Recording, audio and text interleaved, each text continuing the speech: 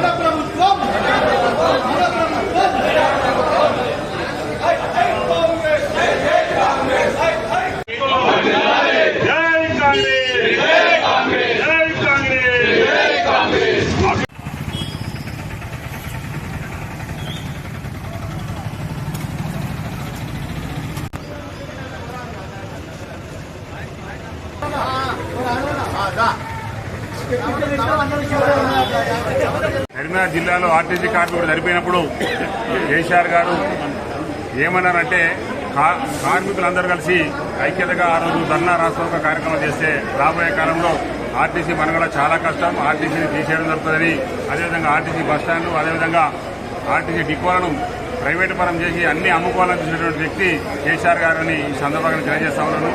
రేవంత్ రెడ్డి గారు ఎప్పుడైతే ప్రజాప్రభుత్వం ఏర్పడినప్పుడు డిసెంబర్ 9వ తారీఖు నాడు ఈరోజు మహిళలకు ఈరోజు ఉచిత ప్రయాణం కల్పిస్తామని సోనియా గాంధీ బర్త్డే సందర్భంగా వారు డిక్లేర్ చేయడం జరిగింది.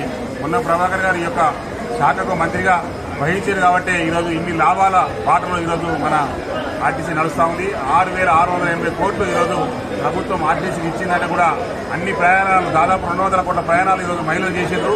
ఆ ప్రయాణాలకు అనుగుణంగా ఆ యొక్క డబ్బులు రిలీజ్ చేసి ఈరోజు బట్టి ప్రభాకర్ కూడా వారి యొక్క గొప్ప మనసును ఈరోజు తెలియజేసిందని కూడా ఈ సందర్భంగా తెలియజేశాను. రాబోయే కాలంలో ఆర్టీసీ కూడా ప్రైవేట్ బస్సులను మహిళలకు కూడా మహిళా శక్తి ఆధ్వర్యంలో వారి ద్వారా బస్సులు పంపించి ఈరోజు ఆర్టీసీకి కిరాయికి ఇవ్వడం జరుగుతూ ఉంది. అదేవిధంగా ప్రతి మహిళను కూడా కోటీశ్వరం చేయాలనే ఉద్దేశంతోనే ఆ రోజు యొక్క పథకం పెట్టడం జరిగింది.